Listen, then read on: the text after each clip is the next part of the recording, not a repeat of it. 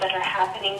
And if you look, there are people talking. This thread here, for example, has 45 messages. Some of these newer ones just have a few messages.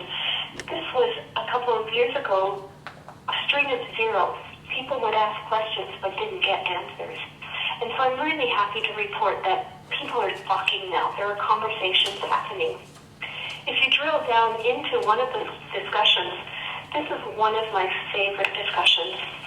This is Barbara posted this in the middle of the night, one night, February 9th. She said, I was diagnosed with hokum and I'm scared. I worry if I have surgery, something will happen. I know I shouldn't, but I do. I feel alone with this problem. I put on a brave face for my husband and kids, but alone I feel defeated. I wonder if there's anybody out there who's had this heart disease, and if so, are they okay, and how did it go? So if you listen to that message really closely, she is capable of finding information online about hokum, but what she really wants to do is she wants to find someone out there with this heart disease. I wonder if there's anybody out there with this heart disease, and are they okay? She can read about the surgery and what will happen, but she wants to be reassured. She just wants to connect with someone. So what we did is, what we like to be able to do with this platform is that we can actually tag other members, and we happen to have several members, as you can see down here, who have written about hypertrophic cardiomyopathy. And so many people came in once I sort of alerted them to this discussion and reassured her that the surgery is okay and that they were fine from it. In fact, Cineburst reported that myectomy was the best thing that I've ever done for myself. But one thing that I have to say, the caveat is, find a surgeon who knows what he's doing and has experience in this. I recommend the Mayo Clinic. Well, Barbara came back and said, I would love to go to the Mayo Clinic, but I live in Oregon and I fear travel would be difficult for me.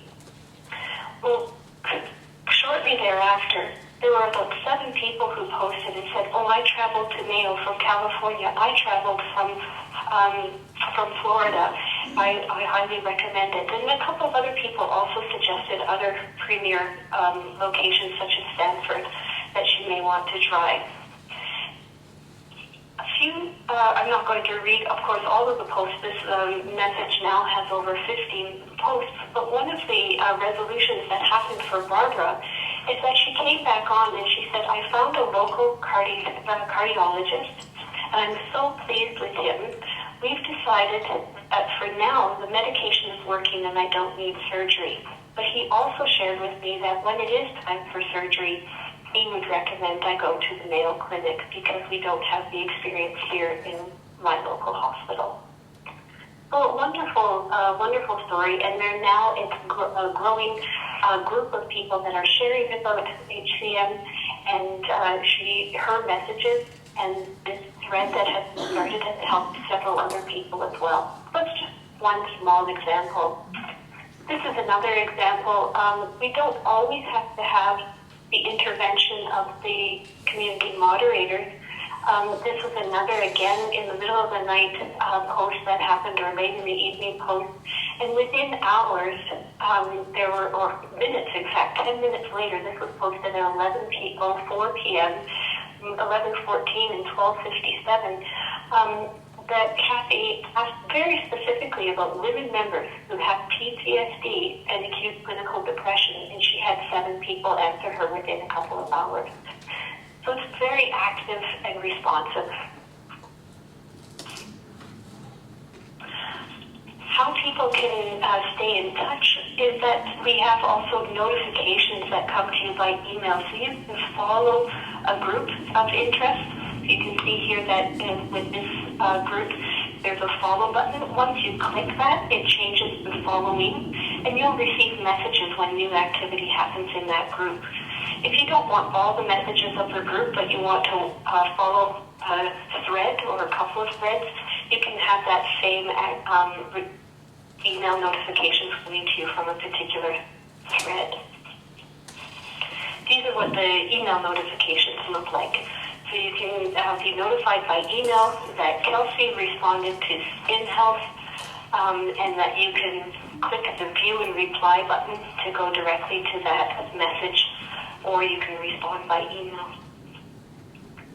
There's also a tab beside the discussion that shows you all of the members. And this is an area that we're still improving at this point in time. So you can see all of the members alphabetically. We will be adding a filter here so that you can sort the members by the people who were most recently active, or the people who have posted the most, or people that you follow. Just love to put this in here. Susanna Fox, who's the CTO of Health and Human Services, has said the most exciting innovation of the connected health era is people talking with each other online. So that's what we're trying to do with the with Connect, and we have an active community management group, and we're trying to make all three of the triumvirate of community work. We want to have activity, which activity begets activity and grows our community. We also want to have a deepening of the sense of community so that people really feel connected to one another. The first thing that we wanted to do with that is increase that velocity of response. So we want to help people, when they do take that step of posting a message, to connect them with other members and make sure that they get a response. We want to foster and show by example supportive conversation and help people just preserve knowledge. Patients know things. They know things about their disease, their condition. They know things about treatment, and they know things about living with that disease. And we want to foster that and nurture that activity and exchange. So the result is, I've already showed a little bit of this, is that Connect really went from a ghost town to now a bustling community, and having multiple threads with double-digit messages and even triple-digit messages is pretty much a thing that is normal to find on Connect now.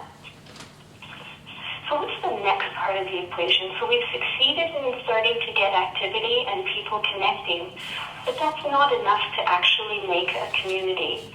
The definition for me of community is people who share a strong common interest. So that common interest in the case of a patient community or caregiver community, it's a community of circumstance.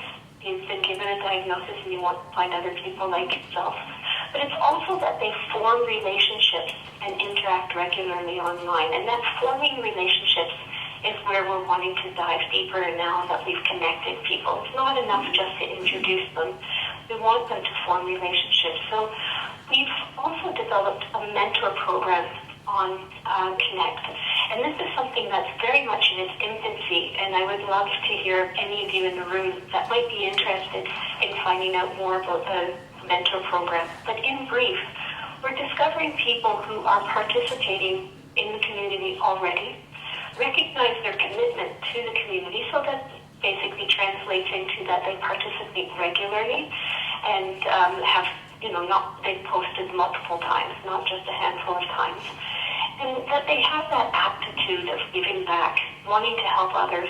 So often we hear, and I think that this is a spirit that's very large in the room right now, and why you've probably signed up in part for being on the Patient and Family Advisory Council, is that you want to make the health journey easier for others. And so when we see that aptitude online, we invite them to the mentor program and basically help nurture an attitude that they've already displayed. But we give them that additional support and provide some orientation around that. And they're also extremely helpful in providing feedback on what we can do with the community and how we can make the platform better, or what would make it take it to that next level beyond just connecting. Some ways that we integrate also the clinical participation is that we have regular webinars, at least once a month, on multiple topics. So it's a video presentation, and we have simultaneous Q&A beside the presentation. We also do some of these on more agile platforms like Facebook Live and Periscope. We also have some clinicians that take part in the discussions themselves. We have people that we can reach out to from pharmacy and patient education in oncology department, and we're building a roster of more clinical participants.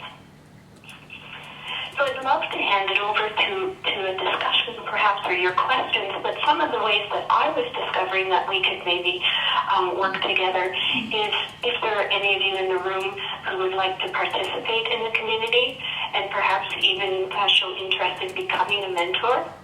And if online community or social networking is not for you in the online space, perhaps it is for people that you know, and as you I know that you're all networked in some way, online or offline, that you can tell others who may benefit from Connect about Mayo Clinic Connect.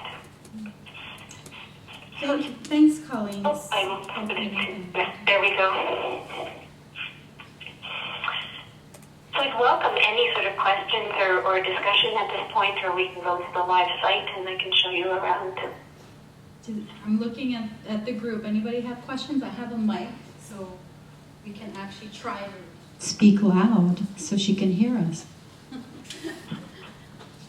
Well, I'm going to ask one of the individuals sitting here. Jim, the group, when you go over to the hospital and visit with a person that's going to have, let's say, a surgery or something, how does that compare to this one where she's asking for mentors? Aren't you kind of doing the same thing? Well, Fran, could you repeat the question? I didn't quite understand. It was visits in the hospital with mentors in person versus online? Yes, so we have a gentleman in the room who visits patients in person. And one of the PFACs asked him how he feels if this is different than that. Oh, I'd love to hear his answer. well, it's easy to meet with people. You just tell them you're with a visiting group and that you have had the heart disease and you got through it, and what kind of questions do they have, that sort of thing. At first, they're a little hesitant about it, but they get right into it because they have questions about food and exercise and when can I get back to work, all these sort of things. It's very helpful to me too, but we have certain things that we emphasize to them, like heart, cardiac rehab, to make them feel better and do more active things and so on. And So do you think it's different in person than trying it on the digital platform? Do you think it might be something that could be done? well, the people that we visit are people who have just gotten Diagnosed. something. They're not really on the computer about their disease. They're just learning about it, right? They're Yeah, looking for someone, they're shocked, they just got some big news and they're looking to you. Yeah, there's one of the things that people ask about is, what can I eat? Right. Colleen, I don't know if you could hear all that, but a lot of Well, questions. I couldn't hear all of it, but I have something to add from the part that I did hear. I would say that it doesn't have to be an either-or situation, for sure. I think that there's different touch points. I would never want to replace the in-person connection of mentorship. I absolutely value that so much.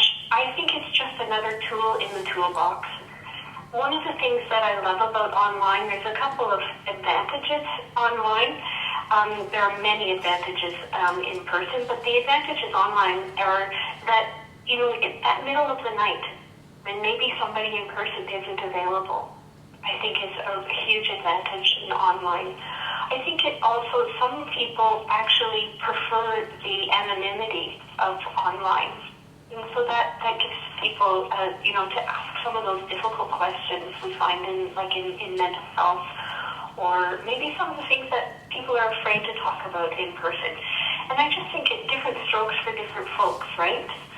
I think that there's a real benefit to some of the getting sort of the group thing rather than the one-on-one. Huge advantages to having one-on-one. There's no doubt about that. But maybe some questions are best answered by a crowd. We never had the online stuff to refer people to. We used to refer them to telephone that they could call, or other specialty things on the computer, or places they could write to and get stuff mailed to them. But it would be nice on visiting these people to be able to tell them how can they do this, and then if we have something in the hospital where we can show them how to get on these and read about things about the heart disease and different things in the heart disease, because some of the things that you talked about, I never heard of in heart disease. I was new at all that stuff, and Right. But I think that the computer would be great to refer people to after you visit them. Sure. And Barry's got a question, and I think then we might be out of time, but here's Barry, Colleen, so hold on. Yes, a question and actually a comment. Do you have a site for diabetes, or is that's my question, or is it just the ones that we saw? And my comment is that I don't really think it has to be either or. We don't really have enough support groups in many specialties in Mayo, and I would love to see sort of a face-to-face option within your computer system so that people could actually find a way of meeting face-to-face if they choose to do so. Because it's being presented as an either-or, and it actually doesn't have to be. And so that's what I would like to see. So again, the diabetes question and sort of a combination of both. That's great, Barry. Thanks for that. Right, yes, we do have a group around diabetes. I'm just opening it up. We don't have a system where you could have a live chat with somebody online, but you can private message them, or you can talk in an online discussion forum such as this one. Yeah, I was talking more about So it's this with typing. Hold on, Colleen. Go ahead, Barry. You were talking. Yeah, I was really referring more to the option of actually trying to arrange a meeting, like an actual interpersonal interaction. I still think people sometimes need direct contact, and some people, not everybody wants to do everything online, so I just would like an option where you could arrange to have a support group in person in Rochester, or perhaps other communities too. Like a meetup. Two responses to that. I know that Mayo Clinic does have many support groups in many different disease areas, but what I would love to do, and where I see a lot of sort of multiple benefits, is when people are starting to form those relationships, that we could actually host an in-person meeting of the people who have connected online. I've seen that synergy. Once you meet in person, it actually increases the activity online. And sort of a good segue, Fran, for the last 30 seconds is just that's what we would love to see happen with the PFAC group. Mm-hmm. Because we do have, you're meeting once monthly at least, and you have a group on Connect. Yeah. Where in between meetings you could have these discussions, and I really hope that we can bring that back to another meeting. Yeah, let's not lose that idea, Colleen. I'm hoping this is recording. When we started, I had a moment, 3 minutes or so had gone by where I hadn't hit the record button, So I'm just hoping we've recorded all of this, but tomorrow I'll know for sure, and we'll just take notes and if I didn't. But I'm pretty sure I'm capturing this all, Colleen, but let's touch base tomorrow, not forget these great ideas.